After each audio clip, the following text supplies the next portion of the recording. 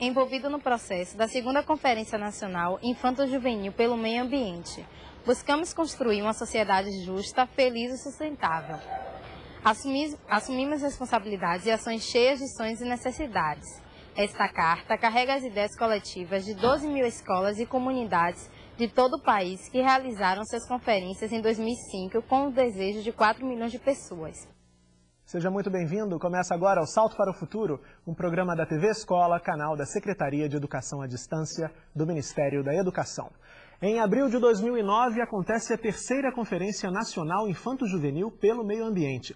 No programa de hoje, vamos debater a importância dessa conferência e discutir algumas propostas das edições anteriores. Nossas convidadas vão falar também sobre as mudanças ambientais globais em andamento e sobre o papel da escola na busca pela qualidade de vida do planeta. Para falar sobre esses assuntos, convidamos a Coordenadora-Geral de Educação Ambiental do Ministério da Educação, Raquel Treider, a professora do Instituto de Psicologia da Universidade de São Paulo, Eda Tassara, e a coordenadora estadual de Educação Ambiental do Estado do Rio de Janeiro, Daisy Keller Cavalcante. Muitas escolas do país desenvolvem projetos relacionados aos temas presentes na Conferência Nacional Infanto-Juvenil pelo Meio Ambiente. No bairro da Pavuna, na cidade do Rio de Janeiro, a nossa equipe conheceu um trabalho de um professor que, desde a sua participação na primeira conferência, luta pelas causas ambientalistas junto com seus alunos. Bairro da Pavuna, município do Rio de Janeiro. Na Escola Municipal Deputado Wilton Gama, as questões relacionadas ao meio ambiente fazem parte do projeto político-pedagógico desde 2003. A participação da escola na primeira Conferência Infanto-Juvenil de Meio Ambiente, a mim especialmente influenciou, assim como outros professores também, no sentido de que nós passamos a discutir as questões ambientais de maneira mais integrada, buscando a participação de alunos e professores nesse processo. E as conferências são processos importantes dentro de uma democracia participativa. O cidadão ele tem o direito de participar da elaboração, fiscalização e implementação das políticas governamentais que têm a ver com a sua vida. A preocupação com o meio ambiente deu origem em 2007 à primeira Conferência Infanto-Juvenil pela Justiça Ambiental, organizada pelas escolas da região. A Conferência Infanto-Juvenil pela Justiça Ambiental, ela foi um desdobramento da primeira Conferência Infanto-Juvenil Nacional de Meio Ambiente. Mas por que Justiça Ambiental? Nós escolhemos um olhar que é o olhar de que existem pessoas que vivem, grupos populacionais que vivem injustiças ambientais. Nós temos grupos que têm mais acesso à educação, ao lazer, à saúde, à cultura e maior renda, outros grupos que não têm acesso a todos esses benefícios da cidade e ainda sofrem com condições ambientais precárias. Neste encontro, a pauta do debate envolve a busca de soluções para um dos problemas ambientais do bairro. No Rio Pavuna, nós como moradores não deveríamos mais jogar lixos lá. E a parte do governo, das autoridades, limpar os rios. Porque eu lembro que pessoas antigas, se você for lá conversar, eles falam que aqueles rios eram navegáveis. Minha mãe dizia que tinha peixe, essas coisas todas. A gente vai ficar parado só esperando. Não, a gente tem que fazer alguma coisa em prol disso. Nós temos que se mobilizar, juntar um grupo. Ou então mesmo fazer seus pedidos mesmo às autoridades. Entre os alunos estão os que foram eleitos delegados e suplentes para representar os anseios de cada turma da escola. O delegado ele não pode desistir na primeira ou segundo obstáculo. Tem que ir até o fim, até o que ele sonha, até poder virar realidade. Ele tem que ser responsável, ele tem que gostar do que ele faz, porque não adianta você fazer uma coisa só para aparecer ou para ficar mais popular, não importa. A gente quer que essas crianças e jovens se assumirem um dia, participarem de algum movimento social, se assumirem a liderança de algum movimento ou se assumirem algum cargo público, que esse jovem tenha esse respeito ao outro, ao cidadão a que ele está servindo. Alunos e professores já estão em ritmo de mobilização para a conferência na escola. O próximo passo será a etapa estadual e, em seguida, a terceira Conferência Nacional Infanto-Juvenil pelo Meio Ambiente. A escola se preparando com muitas coisas, como debates, mobilizações nas salas e conscientização de alunos e professores. A conferência não pode ser foguetório ecológico. Ela não pode ser um momento que acontece, virou festa, desapareceu, caiu no esquecimento. Ela tem que ser algo contínuo.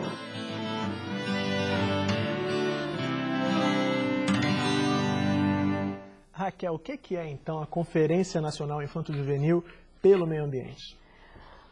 Olha, eu vou contar um segredo para você. Para nós, ela é um belo pretexto pedagógico para a educação ambiental entrar com um texto, né, que, no caso, neste ano, é Mudanças Ambientais Globais, que nós estamos já na 3ª Conferência Nacional Infanto-Juvenil pelo Meio Ambiente.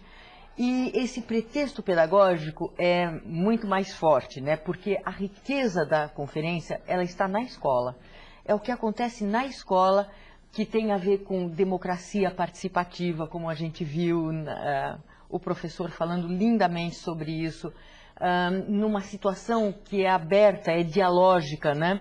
E que as crianças, né, os jovens e os adolescentes, é que participam dessa construção de saberes, né, na escola, de forma dialógica e horizontal, e no debate, e se aprofundando sobre temáticas que normalmente não chegariam nas escolas, né? E que nós trabalhamos com elas, né? Nós estamos, todas as escolas já devem ter recebido esse material, que ele foi feito com o olhar para a escola, com inserção curricular e de maneira em que a gente consiga, com esses processos de educação ambiental, contribuir para a construção de sociedades sustentáveis, né? E sustentáveis politicamente, ecologicamente, filosoficamente, eticamente, economicamente, socialmente, né? São sociedades sustentáveis em todos os sentidos e em todos os âmbitos, e que nós fazemos essa educação ambiental fazendo, né? Na prática e com a conferência. E um ponto que é interessante, que está no texto que os professores receberam no boletim, é que essas escolas que estão participando da conferência, elas não têm ali um lugar apenas de ouvir as propostas que estão em discussão, ou os temas, os grandes temas que estão em discussão. Elas também têm uma função propositiva, não é isso? Elas têm uma função de trazer para o local, para o microlocal, para a escola e para a comunidade, esses saberes, né? Essa discussão que é global e local simultaneamente. A gente já não fala mais em pensar globalmente e agir localmente, né? A gente fala de pensar e agir simultaneamente, né? Local e globalmente. E a conferência está aí exatamente para construir esse ambiente de diálogos e trazer os saberes locais para esse diálogo global. Certo. Nossa segunda convidada, Eda, o que caracteriza uma educação ambiental crítica, que eu acho que é o sonho, o objetivo de todo professor que começa a trabalhar nessa perspectiva? Bom, a crítica originalmente quer dizer questionar verdades. Questionar verdades significa saber em que elas se baseiam como verdades, não é? Do ponto de vista da educação ambiental, uma educação ambiental crítica significaria ir além da constatação da problemática ambiental, ir além da constatação dos problemas ambientais para a compreensão de quais são os seus determinantes. Determinantes que se situam no comportamento social, mas se situam na origem da própria produção do comportamento social. Essa origem é histórica, civilizatória, social, cultural e também ambiental. Não é? Então, nesse sentido, uma educação ambiental crítica, ela tem que se voltar para uma análise dos fundamentos da problemática ambiental, para suscitar a possibilidade de intervenções que, de fato, venham a ser eficientes, não é? Que realmente possam ser eficazes na produção de uma transformação da própria problemática em condições mais aproximadas da desejabilidade sustentável socioambiental. Quer dizer, uma sustentabilidade socioambiental implica num processo de construção histórico-social que necessariamente depende da compreensão dos fundamentos da crise. Então, uma educação ambiental que vai além da constatação e que vai buscar as causas da problemática, pode se denominar uma educação ambiental crítica. Quer dizer, não é pouca coisa, é um desafio para a escola que está posto também. Mas o material, esse material que está fundamentando a preparação da terceira Conferência Infanto-Juvenil para o Meio Ambiente, ele vai oferecer subsídios para essa compreensão. Não é? É claro que os professores e os alunos poderão ir além do material e deverão ir além do material, não é? Porque o material vai subsidiar uma forma de compreender a situação. Não é? São informações científicas, não é? Que vão suscitar a possibilidade de inserção dessas informações na análise do quadro socioambiental. Então, eu acho que eles não estão isolados, não é? E é uma atitude intelectual. Não é? Uma vez estabelecida essa atitude, o próprio professor, os próprios alunos vão buscar seus subsídios e vão poder propor diferentes formas de intervenção, não é? Porque as intervenções, elas vão depender das problemáticas locais, não é? E das possibilidades de poder intervir sobre as questões analisadas. Ok. A nossa terceira convidada, Deise, o boletim também aponta a melhoria na relação ensino-aprendizagem como uma das consequências do processo das conferências na escola. Como é que essa mudança pode ser compreendida? Bem, nós compreendemos, enquanto gestores, né, dessa política no Estado, que toda educação ela tem de ser ambiental. Se ela não é ambiental, ela não é, né, no seu âmbito maior da palavra educar. E para nós, esse programa Vamos Cuidar do Brasil é uma política estruturante para todos os estados. Eu falo em nome do Rio de Janeiro, mas eu acho que isso perpassa para todos os estados do nosso país. Porque quando no primeiro momento, a primeira conferência, foi uma grande campanha, um grande chamamento, que tornou-se um programa federal, né, Vamos Cuidar. E hoje, essa terceira versão, nós aqui no Rio vemos isso muito de perto, porque hoje em dia, por conta desse programa, nós temos hoje institucionalizado uma coordenação estadual. Nós temos um espaço para a gestão, para pensar essa educação ambiental. Ou seja, não bastava que os marcos legais do Estado, do nosso país e de outros países, para que isso fosse de modo real, de modo local, de modo de inserção na escola. E o que nos deixa muito feliz é que esse programa proporciona que a escola fique mais feliz. Quando aqui a Raquel disse, né, que é um grande pretexto, e realmente é um chamamento aonde toda a comunidade escolar, não somente um professor, né?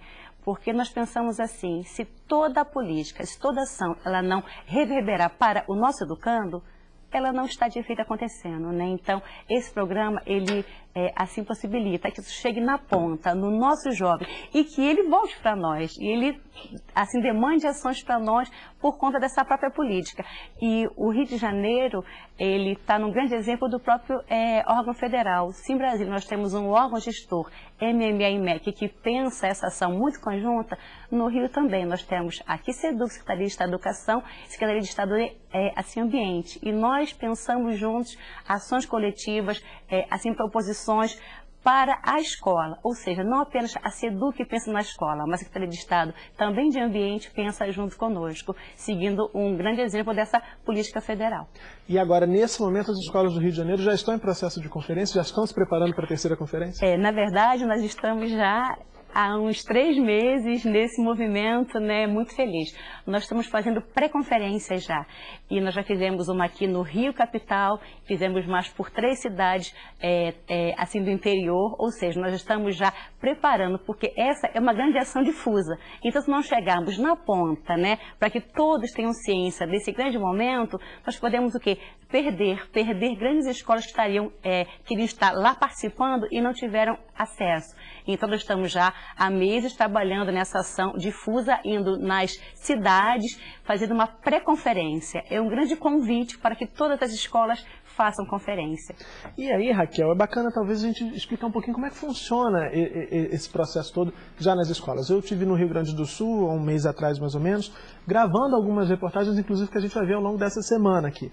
E lá a gente ficou sabendo de uma menina, aluna de uma escola, que foi até Brasília. Ela foi representante, delegado, me parece o nome correto, delegado daquela escola para a conferência, a grande conferência, me parece a segunda, que aconteceu em 2006. Enfim, um aluno pode chegar até Brasília para lá ouvir e propor também coisas. Como é que funciona esse processo todo, Raquel? É um processo em que o processo começa nas escolas, né? E na forma com que a gente trabalha essa conferência, que acaba selecionando delegados e delegadas que vão para instâncias né, cada vez mais abarcadoras do Brasil, né? Então a gente viu que no Rio de Janeiro já está se trabalhando com a conferência nas escolas, assim como no Brasil inteiro, né? Está se trabalhando com as conferências direto nas escolas. E aí muitos estados, inclusive, receberam recursos do governo federal para realizarem as formações de professores, né, nessas temáticas das mudanças ambientais globais, e que nós vamos trabalhar também nos próximos programas. Sim. E esses professores, eles trabalham nas escolas, mas também eles receberam recursos para as conferências estaduais. E vai ter a instância estadual, em que muito mais alunos vão poder participar, e depois a nacional, em abril de 2009, em que nós teríamos 700 alunos e alunas, né? E eu gostaria de te contar que também nós trabalhamos com 3 ações que nós chamamos de ações afirmativas, né? Que são com escolas quilombolas, escolas indígenas e escolas de assentamentos rurais, que recebem o material também, mesmo não sendo de 5ª a 8ª, né? Sendo de 1ª a 4ª, por exemplo. E também tem delegados de cada estado oriundos dessas 3 comunidades. Para contemplar essa diversidade. Para contemplar essa participação, e durante a conferência a gente faz uma conferência de indígenas, né, de meio ambiente, de indígenas de todos os estados, de crianças quilombolas de todos os estados. Então é uma conferência quilombola, uma conferência indígena e uma conferência dos assentamentos rurais, em que e essas conferências acontecem na presença dos outros delegados, né? Então é um grande Brasil diverso e que se respeita e que se conhece nessas conferências. Ok. As atitudes individuais de cuidado para com a água são importantes. Uma boa ideia é fazer uma lista de todas as atitudes individuais amigas da água para aplicar no dia a dia. É possível criar uma campanha de economia de água em casa. A turma toda pode tomar banhos mais curtos, fechar a torneira enquanto escova os dentes, não varrer o chão com esguicho, consertar os vazamentos, economizar energia, separar recicláveis. Mais importante que isso é transformar essas atitudes em exemplos para as demais pessoas. Quando houver oportunidade, explicar por que adotou o cuidado com a água. É na prática que se fixa o conhecimento e se trabalha para promover um futuro mais sustentável. Os saberes adquiridos em sala de aula ou na comunidade, por meio da observação, pesquisas ou debate, são uma excelente matéria-prima para o exercício da cidadania planetária, que reconhece que todos somos parte da Terra, na qual podemos viver em harmonia. Em uma escola no interior do estado do Rio de Janeiro, o replantio de árvores nativas às margens do Rio Paraíba do Sul é uma das atividades que antecedem a 3ª Conferência Nacional Infanto-Juvenil pelo Meio Ambiente. Desde a 2ª conferência, em 2005, projetos de educação ambiental vêm ganhando destaque no Colégio Estadual Monsenhor Francisco. No município de Paraíba do Sul, a 160 quilômetros da cidade do Rio de Janeiro, um grupo de professores e alunos do Colégio Estadual Monsenhor Francisco caminha para mais um dia de trabalho às margens do rio que dá nome à cidade. Uma coisa que eu acho bastante interessante foi que só essa cidade que recebeu o nome dele. Porém, ele nasce em São Paulo banha o sudeste do estado de Minas Gerais, passa pelo estado do Rio, na maioria das cidades, e deságua no Oceano Atlântico, na cidade de São João da Barra. A atividade faz parte de um projeto de reflorestamento e tem apoio de um técnico ambiental. Esse trabalho começou pela degradação do rio, né? O sentimento de reflorestar. E a partir daí a gente começou a trabalhar com as escolas. Eles nos convidam, a gente faz palestras antes de fazer esse trabalho de plantio no local. Esse plantio é para a recuperação do mato fluvial, principalmente para evitar assoreamento de rio. O objetivo é conscientizar os alunos da necessidade, da importância de preservar a natureza para que tenhamos um planeta saudável. Porque a gente faz parte do meio ambiente, então nós devemos ajudar para nós vivermos melhor. São vários temas que a escola tem na questão ambiental. Dentre eles, a reciclagem do lixo, a maneira correta de separar o lixo para que haja uma coleta seletiva ainda mais eficiente. Também temas que venham tratar a questão do efeito estufa, para o que podemos fazer para solucionar o problema desse fenômeno que foi acelerado, causando assim um aquecimento global. Todos os projetos da escola fazem parte do processo de preparação para a terceira Conferência Nacional Infanto-Juvenil pelo Meio Ambiente. A escola vem se preparando não só desse momento, mas já vem se preparando desde 2005, dando continuidade quando participou da primeira conferência, segunda conferência. O material que já está disponibilizado na internet sobre a conferência, a terceira conferência, né, do meio ambiente. Os professores já estão passando para os alunos os temas, né, água, terra, fogo e ar, já estão trabalhando em sala de aula para trazer todos os temas para a nossa realidade. A professora Andréa Stephanie lembra o tema eleito na escola durante o processo de preparação para a segunda Conferência Nacional. E o tema escolhido, na época, né, a gente até explica por que foi escolhido, a gente estava vivenciando uma situação, foi a diversidade étnico-racial. E naquela época um aluno nosso tinha sido rejeitado, um aluno, né, negro tinha sido rejeitado para um emprego devido à sua cor, porque ele tinha muito mais capacidade, currículo muito melhor do que o outro que ficou. Por isso a responsabilidade ficou que a gente iria fazer um trabalho com as empresas, né, com os patrões, com o comércio, para que tivesse uma consciência não discriminatória na hora de escolher os seus empregados. Um dos delegados na conferência de 2005, o Anderson Petri, conta como foi a experiência. Foi exigido de mim elaboração de projetos, motivações dos alunos. Isso realmente trouxe muita maturidade para a minha vida. Mudou meu modo de pensar para melhor e tenho uma esperança de que realmente se pode mudar a sociedade.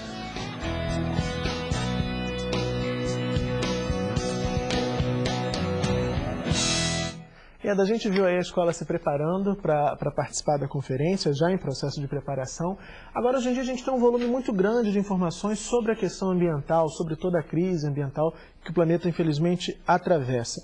Essas informações, inclusive, é uma crítica que está no texto que os professores receberam, no boletim. Essas informações, muitas vezes, não chegam até a escola, até os telespectadores, de forma contextualizada. Você acredita que o trabalho nas conferências, nas escolas, ajuda que essa contextualização seja realizada? E também de que forma que isso ajuda para que o aluno, para o professor e a comunidade onde a escola está inserida, perceba os reflexos dessa grande crise que o planeta atravessa ali na sua própria comunidade?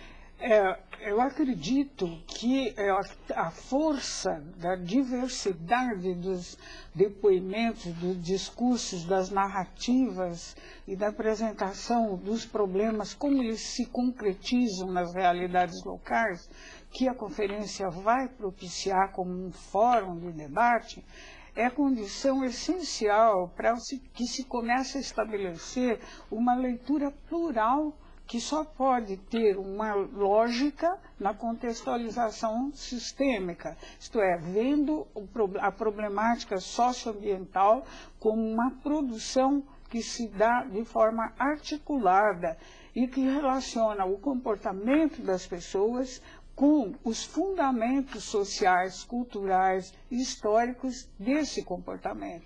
Então, eu acredito na força da pluralidade de discursos para propiciar uma visualização do problema como uma globalidade, porque ouvindo o diferente eu percebo que a minha posição não é única, que a minha posição é uma das posições possíveis. Então, frente à diversidade de orientações em comunidades quilombolas, em comunidades indígenas, em comunidades vindas dos assentamentos rurais, você percebe a problemática assumida de formas diferentes e leituras diferentes. Isso leva à constatação de que há formas diferenciais de se ver a problemática ambiental. De maneira que a integração dessa diversidade só pode levar a um avanço na interpretação de sua globalidade. Eu gosto de usar a definição dos geógrafos eminentes da Universidade de São Paulo, Milton Santos e Assis Absaber, que eles conceituam o ambiente no sentido socioambiente. Então, o ambiente é a organização humana no espaço total, que compreende os fragmentos territoriais em sua globalidade. Isso significa que esta possibilidade da conferência é a coisa mais próxima possível da visualização desta forma de socioambiente. Ok. Raquel, de que forma que os saberes e a participação dos integrantes da comunidade são valorizados no processo de conferência? A conferência parte dos saberes locais, né? Ela dialoga com esses saberes locais e numa perspectiva da escola se tornar um espaço de educação integral e integrada, né, entre si. E a escola, então, com a vinda da comunidade no dia da conferência, para os alunos mostrarem os projetos e discutirem a responsabilidade, a ação que aquela comunidade escolar vai assumir, né, a escola se torna um espaço que tem uma palavra linda, que tem uma origem linda, né, é um espaço republicano, né, a coisa pública, e onde se aprende ao longo da vida, permanentemente, e essa escola republicana é que convida, né, a comunidade a participar da construção dos saberes, né, não só o saber científico, que realmente deve entrar na escola, e nós temos nesse material sugestões de atividades com metodologia científica, mas os saberes tradicionais, os saberes originários, né, e os saberes do cotidiano que se constroem, né, na escola. E a conferência, ela fica um evento, né, muito efêmero, se a gente não continua nesse trabalho formando convidas, né, que são as comissões de meio ambiente e qualidade de vida na escola, que dialogam também com outros organismos e outras organizações na escola. E a gente pode continuar depois a falar um pouquinho mais sobre convidas. Certo. Deise, a Raquel chamou atenção para a importância de que a conferência não seja encarada como um evento isolado na escola. A gente já teve a realização no país de 2 conferências anteriores. Eu gostaria que você comentasse um pouquinho os legados dessas 2 edições anteriores da conferência. Então, nós tivemos a primeira, a segunda, essa terceira, e o que para nós é muito claro hoje, que não é um evento, não é um dia com hora marcada, né? Mas é momento de assim, educar-se permanentemente. A educação ambiental hoje é uma ação permanente na escola. É um processo, né? Podemos dizer isso muito claramente porque nós, em muitas escolas nossas, do Estado do Rio de Janeiro, nós temos ela já no seu PPP, seu projeto político pedagógico, onde está inserida como tema central essa educação ambiental. E nós estamos com uma média de 3 assim, processos semanais de escolas que mandam para nós, que elas querem fazer ações por conta própria, sem nenhum programa, projeto do nosso governo, ou do Estado, ou do máximo governo, né, assim, federal do MEC. Então, as escolas já buscam isso, essa educação permanente. E, desdobramento disso, né, quando a escola faz conferência, tem um momento já presencial que a escola, quando faz conferência, ela entra no programa do MEC. Então, ela automaticamente entra nesse programa e participa de um momento, assim, presencial, de formação. E por conta desse grande incentivo lá do Ministério, nós estamos lançando no Rio de Janeiro, no mês que vem, o primeiro livro, né? Um livro com grandes temáticas da área ambiental, uma grande construção nossa coletiva, com parcerias aqui na universidade. e voltado para o nosso professor, para o nosso aluno. Então, ou seja, esse momento de conferência é um momento de um grande convite, mas na verdade ele perpassa muitas outras ações. E por conta disso nós temos escolas hoje aqui aqui no Rio de Janeiro, com escolas que já têm uma grande mudança comportamental da sua eficiência energética. Temos escolas com captadores de luz solar, captadores de água, ou seja, a escola já busca uma mudança no seu consumo, buscando realmente que essa escola seja sustentável. Isso para nós é um dado muito feliz, porque nós temos municípios onde o único espaço legítimo é a escola. E muito dele, a única escola é a nossa escola pública. A rede do Estado é a única do município, 5 mil habitantes, 6 mil. Então a escola é o espaço desse grande aprender, mas as pessoas se conhecem, se casam, fazem a sua festa, enfim, e discute a questão socioambiental também. E por conta disso, buscando para a escola esse espaço legítimo, as ações transformadoras de uma eficiência energética para todo o planeta. Bom, nós recebemos aqui um e-mail, foi enviado pela Ciseni Narciso, que é professora formadora do NTE de Anápolis, em Goiás. Obrigado, Ciseni, pela sua participação. Eda, ela traz aqui uma citação do texto. Comportamento social tem relação com a situação de crise ambiental que o mundo vive hoje. E diz que o livro didático traz informações isoladas que não estimulam reflexões. Ela pede que você comente essas afirmações apontando caminhos para dar direções de como fazer acontecer de forma que mobilize os alunos e a comunidade de uma forma geral. Bom, o livro didático, de uma maneira geral, ele não trata isso, porque a percepção, a análise, a percepção dessa problemática de forma sistêmica e complexa é muito recente. Não é?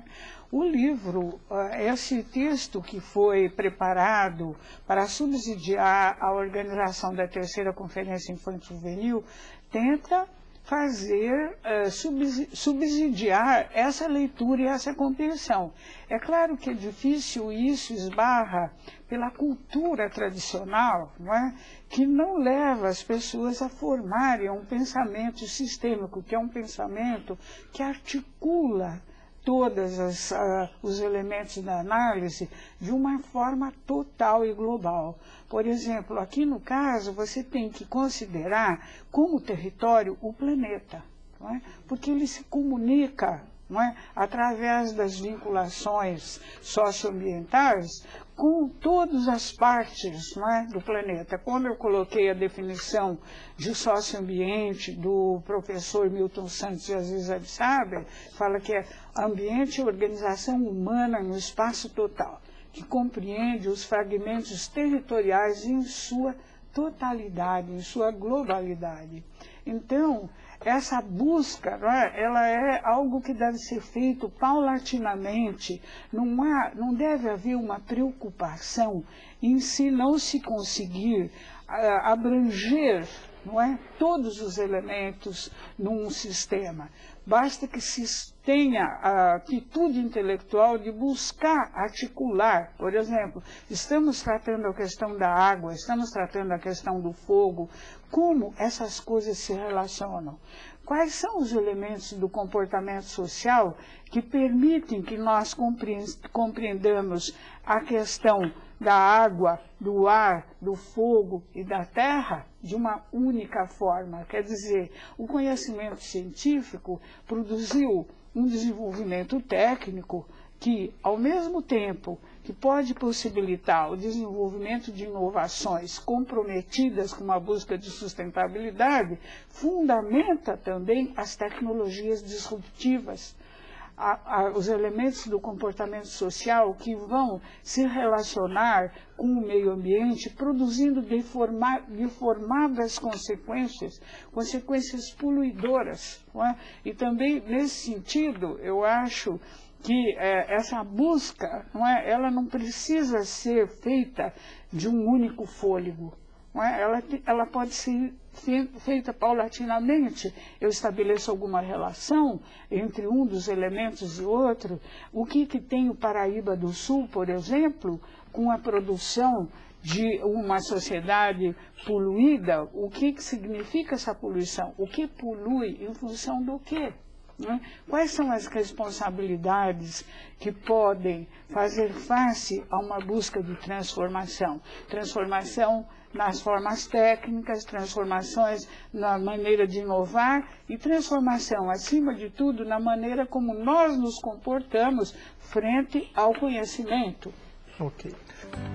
Um desafio das próximas décadas será desenvolver novas fontes de energia renováveis e não poluentes. Quem hoje está na escola terá, no futuro, de tomar as melhores decisões, pois cada acerto trará sustentabilidade para a vida e os erros podem ter custos para o planeta. Por meio de uma postura solidária, os cuidados com o ambiente do qual fazemos parte se tornarão práticas do dia a dia de cada pessoa. Cada um ganhará consciência de que suas ações pessoais afetam os integrantes da comunidade, os demais seres vivos. Ao adotar o zelo para com os bens naturais na escola, em casa, no lazer e no trabalho, garante-se o uso sustentável para a atual e para as futuras gerações. Raquel, você me dizia no intervalo que também está sendo pensada, foi pensada, uma iniciativa de formação continuada de professores para a participação nas conferências. Nós estamos construindo com a UAB, que é a Universidade Aberta do Brasil, um curso de 180 horas com 10 universidades para fazer a formação continuada de professores. Nós estamos pensando em 12 mil professores no primeiro curso, que é semipresencial. Mas tudo isso para aprofundar esses conceitos que eles são muito inovadores, né? E a questão ambiental, ela está muito sofisticada e avançou muito, e nós temos que enfrentar uma crise global sem precedentes, né? Então, com isso, nós estamos formando professores, ao mesmo tempo construindo esses espaços de debates, enviando esses materiais que são com o olhar sistêmico e da complexidade, e também formando convidas nas escolas, que é uma ação estruturante, né, em que esses debates podem continuar e devem continuar nas escolas, e com a formação de professores também. Você também chamava atenção para a questão das responsabilidades, não é isso? Uhum. Cada escola escolhe, né, e elege uma responsabilidade e uma ação. Não é só fazer o debate, mas é também debater com as comunidades, né, qual é a responsabilidade que essa comunidade tem com relação a ações transformadoras, né? Nós falamos de ações mitigadoras, que são globais, ações adaptativas, que são regionais ou nacionais, em geral tecnológicas e tal, a esses processos de mudanças climáticas, de mudanças ambientais, né?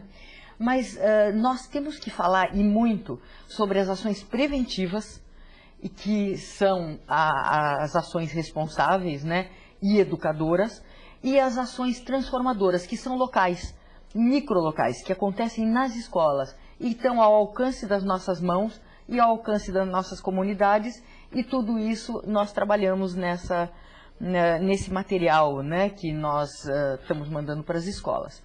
E com isso a gente trabalha o conceito de responsabilidades, que é muito interessante, porque as responsabilidades, elas existem na exata medida e proporção em que aquelas comunidades, as escolas, têm de acesso ao poder, ao conhecimento, né, poder econômico, poder político, e a cada grupo social, né? Então, os empresários, os políticos, eles têm outro tipo de responsabilidades que eles precisam assumir, de acordo na proporção do seu acesso aos conhecimentos e ao poder. É muito interessante trabalhar com isso, né? E construir ações, que são as formas transformadoras da gente colocar essa educação ambiental crítica com as responsabilidades na prática. Deise, aí eu fico pensando que talvez o professor, muito provavelmente que esteja nos assistindo já nesse terceiro bloco, fique pensando assim, bom, mas são muitos desafios para que eu consiga desenvolver esse trabalho, implementar essa dinâmica das conferências aqui na minha escola. Queria que você falasse que desafios são esses, além da mobilização do próprio professor e dos seus pares dentro dessa escola. Você falou uma coisa muito importante, Murilo, né, dos nossos pares. Eu costumo dizer que o nosso desafio é o nosso professor, né? Que ele tem, na verdade, comprometimento com essa ação, porque o nosso educando, o nosso jovem, ele está lá, pronto para receber, né, de coração aberto, enfim, com toda a vontade. O nosso desafio é o nosso pai, é o nosso professor. E eu, como sou da rede há quase 20 anos, falo isso muito à vontade, né? E aí o que vem colaborar profundamente nisso é essa formação, que é o momento presencial. E a exemplo do Ministério também, nós aqui no Rio de Janeiro, nós temos uma ação dessa formação continuada.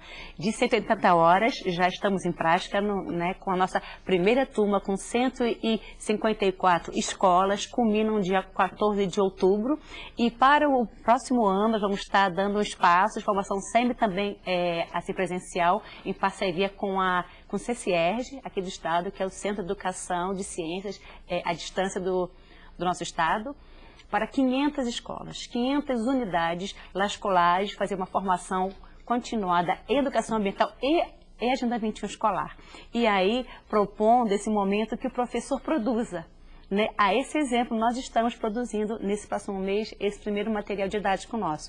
Então, assim, e uma coisa que eu queria dizer que é muito importante, esse material aqui é um material permanente, como a educação ambiental também deve ser permanente, ou seja, não é uma coisa estanque, chegou na escola, fiz conferência e guardei. Não, ele é consultivo. E desde a primeira conferência eu tenho ainda os meus livros, da segunda e terceira, ou seja, toda a comunidade escolar deve participar. Então, se nesse momento eu tenho jovem do ensino fundamental, que pode ser esse representante da escola, mas o ensino médio também deve participar de toda a discussão. E a educação infantil também.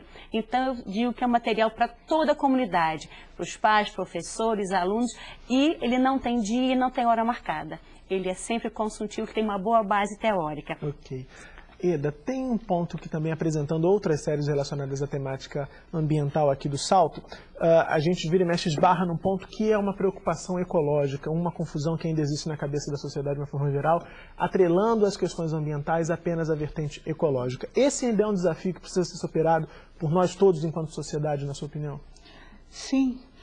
O problema fundamental a ser compreendido é o seguinte: a norma cultural que produziu a questão ambiental é a norma científica, mas não pela sua forma de produção de conhecimento, mas sim pela maneira como ela foi atrelada a um processo político, a um processo econômico, a um processo civilizatório que faz com que, ao se transformar em técnica, não necessariamente as decisões que vão fundamentar o uso da técnica estejam baseadas na lógica do conhecimento. Elas são baseadas na lógica do interesse do sistema econômico-político.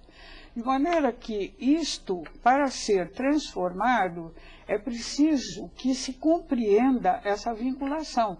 Então, o conhecimento científico, ele é necessário para a compreensão da problemática, o que não significa que ele vai ter que ser exclusivamente o produtor dessa nova forma de enfrentamento da crise ambiental. Aí ele vai precisar conversar com culturas da oralidade para produzir um encontro entre as formas letradas, que são as formas científicas, conhecendo seus fundamentos, e as culturas da oralidade, se possa descobrir uma nova forma de se relacionar o homem com o homem e o homem com a natureza. Não é?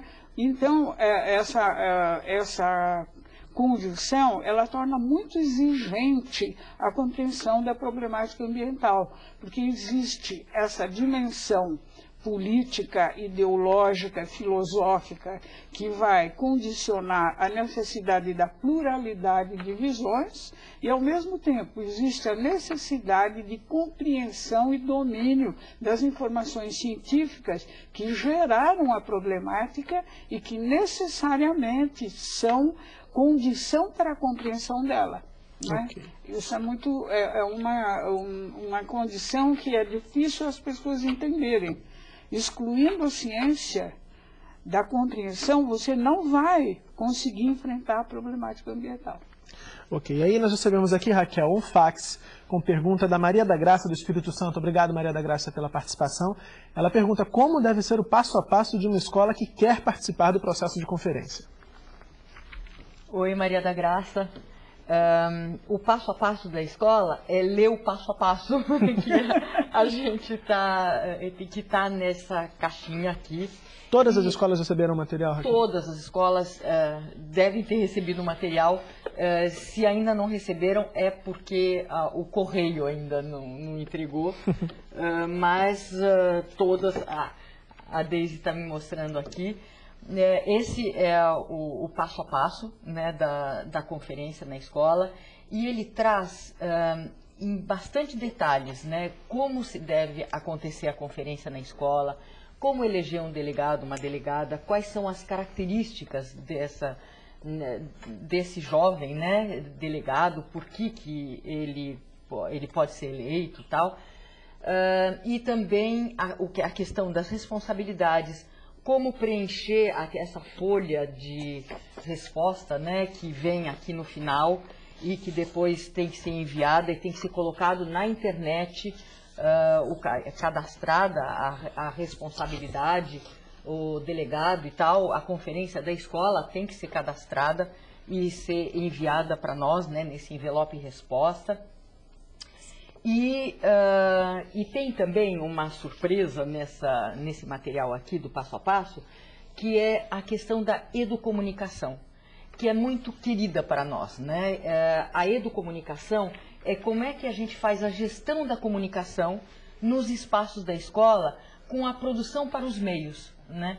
E então as escolas, elas podem pegar essas responsabilidades e esse debate e transformar em peças de teatro. Pode, né? E também em vídeos, em programas de rádio, para rádio comunitária, em jornais murais, em todos os tipos, né, e formas de comunicação, para que essa educomunicação participe da escola, assim como as disciplinas escolares participam, né? E tudo isso está nesse passo a passo. Bom, a gente já está chegando aqui ao finalzinho do Salto para o Futuro de hoje, hora, como você já sabe, de começar a ouvir as considerações finais das nossas convidadas. Deise, por favor, gostaria de começar te ouvindo. Quais são os seus destaques? Eu gostaria de dizer a todos os nossos colegas das redes estaduais, municipais, porque esse é um programa para todos. E educação não tem divisão geográfica. A política é para todos, né? Como disse Raquel, ela é uma república, é para todos os cidadãos. E eu convido a todos os nossos colegas a propiciar esse momento reflexivo, né, inclusivo na nossa escola. E lembrando nosso querido Paulo Freire, a escola tem que ser um espaço feliz, acima de tudo, democrático, plural, mas muito feliz, né? Temos que ter prazer de estar ali naquele ambiente. E lembrando, quando a escola realizar a sua conferência, né, ela preencher o envelope de resposta, ela vai ter que enviar, no caso, no passo a passo diz para onde deve enviar. No estado do Rio de Janeiro, a Secretaria de Estado da Educação, mas o passo a passo tem endereço de todos os estados para onde deve ser assim enviado, e a comissão do estado que vai tratar com muito carinho todo esse material. Então eu faço um grande convite ou uma grande convida, né, que a escola realmente tem que ser alegre, viva, feliz, convida para participarmos desse momento, que é um momento de inclusão, né, que é uma política pública, é uma política de educação permanente a todos os nossos colegas da rede pública do estado do Rio de Janeiro e de todo o nosso país. Ok, Deise, obrigado pela participação. Reda, por favor, suas considerações finais.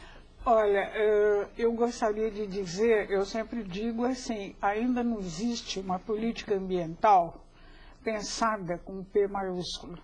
A política ambiental com P maiúsculo significa construção intencional, poética e compartilhada do futuro. Eu acredito que as conferências infanto-juvenis para o meio ambiente são um passo na direção da construção de uma política ambiental pensada dessa forma. Eu gostaria de deixar uma mensagem a todos os educadores e educadores do Brasil, não é? Educadores populares, professores, não é? Que acreditem na possibilidade de construção de uma política ambiental pensada dessa forma. Isto seria uma invenção histórica que nunca foi ainda realizada, mas que eu acredito cujas bases estão sendo lançadas com essas políticas públicas e justamente em decorrência da crise ambiental. É o lado construtivo, não é, da crise ambiental. Okay. Ela gerar consciência para uma ação de construção de uma política ambiental. Ok, Eda, muito obrigado pela participação. Raquel, por favor, suas considerações finais. São bem práticas. Eu queria indicar o site, o sítio, né, na internet, onde as escolas vão se cadastrar, mas também onde elas podem debater, encontrar blogs e encontrar outras escolas numa comunidade virtual de aprendizagem, que nós estamos fazendo junto com o EducaRede, e também todos os materiais da conferência. É um espaço de debates de construção dessas sociedades sustentáveis e dessas políticas com P maiúsculo, né? De educação integral. Essa questão ambiental é uma das bases da educação integral, né? E o sítio na internet é www.mec.gov.br/Conferência Infanto 2008, tudo junto. A gente ainda tem um tempinho, bem breve, só para contemplar a Cristina do Paraná, que pergunta: para participar da terceira conferência, a escola precisa ter participado da primeira e da segunda? Não, de jeito nenhum. Ela pode recuperar o tempo perdido e participar dessa terceira conferência com todo prazer. Estamos de braços abertos e muito boa sorte, muita felicidade, né? Ok, Raquel, obrigado pela participação. Só repetindo o endereço, o site é www.mec.gov.br/Conferência Infanto 2008, conferência sem o acento e tudo junto. Termina aqui o Salto para o Futuro de hoje, o primeiro da série Mudanças Ambientais Globais. Participaram do programa Raquel Treiber, coordenadora-geral de Educação Ambiental do Ministério da Educação, Eda Tassara, professora do Instituto de Psicologia da Universidade de São Paulo, e Deise Keller Cavalcante, coordenadora estadual de Educação Ambiental do Estado do Rio de Janeiro.